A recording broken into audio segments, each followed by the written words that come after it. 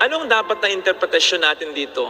Madalas ang sinasabi ng iba, ay may problema ako sa negosyo ko, sa trabaho ko, sa pamilya ko, sa kalusugan ko, yun yung krus ko. Maybe, pero hindi yun ang eksaktong sinasabi ng Panginoon dito sa palagay ko. Kasi, paano kung wala naman sakit? Paano kung wala ka namang malaking problema? Di wala kang krus. So dapat maghanap ka ng krus, ganun ba yun? Para makasunod ka kay Jesus.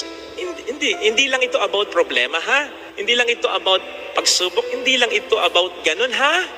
Ang ibig sabihin ni Kristo dito, dalimutin ang sarili, buhatin ang krus araw-araw, ay ang sumunod talaga tayo sa batas ng Diyos.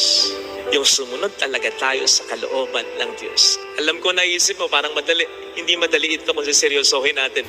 Lalong-lalo na kung ikakabit mo yung sinabi ng Panginoon, araw-araw, daily. Ibig sabihin, consistent. May pumunta dito, biyuda, may 2 anak na batang-bata pa. Nag-confide lang tungkol sa problema. Awa ako.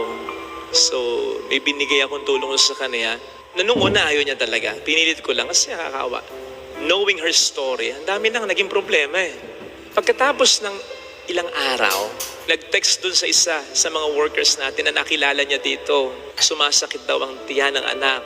So, appendicitis. So, nagpadala po tayo ng tulong. Namatay naman yung anak niya kasi yung appendix pupuntok na. Ang naisip ko nun, siguro dahil sa kahirapan, baka lang hindi na-prioritize sa ospital. Something like that. And so knowing her story before that, tapos namatay pa yung anak niya, mas lalo ako naawa. Binigay ko yung number ko. So kapag kailangan mo ng tulong, sabi ko, huwag ka nang dumiretso sa worker namin sa akin na papadalan kita ng tulong. Ganon. Tapos ang sabi ko sa kanya, kang mag-alala, yan na marahil ang pinakamatinding pagsubok sa buhay mo. Kasi naalala ko yung storya niya. Tapos yun pa, namatay yung anak niya, 2 lang yung anak niya. Sa tulong ng Diyos, tutulungan kita. Para yun na ang pinaka-huling matinding pagsubok ng buhay. So, pinalibing pa natin yung anak.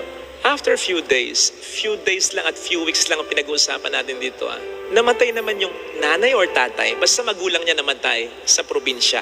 By the way, malayo yung probinsya nila. Tapos dito nangungupahan sila sa may bundok pa. Something like that. So, tinulungan natin para makapunta ng probinsya. Nung nandun sa probinsya, kailangan ng pampalibing, kulang daw. Tulungan uli natin. So, nakabalik na dito. Nandito na, after a few days, siya naman nagkasakit. At hindi biro yung sakit, ha? May mga resibo naman eh. Kasi, inakausap ko naman. Okay? Tinulungan natin, pina-hospital, ang paggamot, ganon.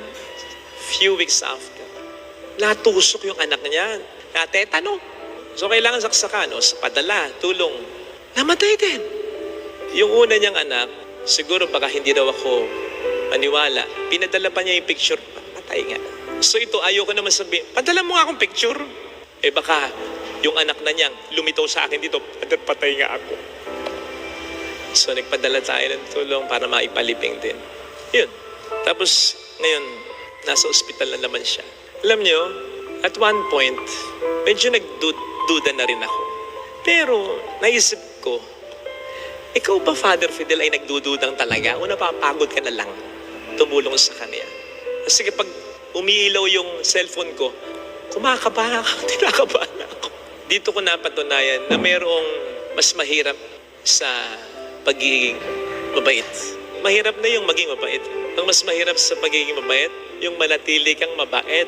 Mahirap pagpatawad. Mas mahirap yung manatili kang nagpapatawad. Mahirap magbigay, pero mas mahirap yung manatili kang nagbibigay. Mahirap magpakumbaba, mas mahirap yung manatili kang mapagkumbaba. In the same vein of thought na mahirap manatiling mabuting asawa sa dami ng tukso ngayon. Mahirap manatiling mabuting ama, mabuting anak, mabuting kapatid, mabuting kaibigan. Diba? Lalo pat meron tayong sariling batas. Yung batas na, hanggang dito lang ako, hanggang dito lang ang pwede kong itulong. Pagkatapos ng pasensyahan na tayo, at least tumulong na ako sa'yo. Isang beses lang kita patatawarin, ha?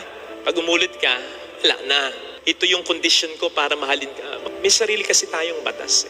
Pero papaano kung sinasabi sa atin ng Panginoon, ang sundin mo, hindi yung batas mo, kundi yung batas ko. Ikaw ba, Father Fidel? Tinanggihan ko. Ikaw ba, Father Fidel? Sinabi ko, hindi na kita patatawarin. Dami mo ng kasalanan. Ikaw ba, Father Fidel? Hindi ko pinagsiyagaan. Ang pinanukat ko ba sa'yo ay ang panukat mo o ang panukat ko? Hindi ko sinasabing huwag tayong mag-ingat. Sabi nga natin, walang manloloko kung walang paloloko. Mag-ingat din. Hindi ko sinasabing magpa-abuse tayo, ha?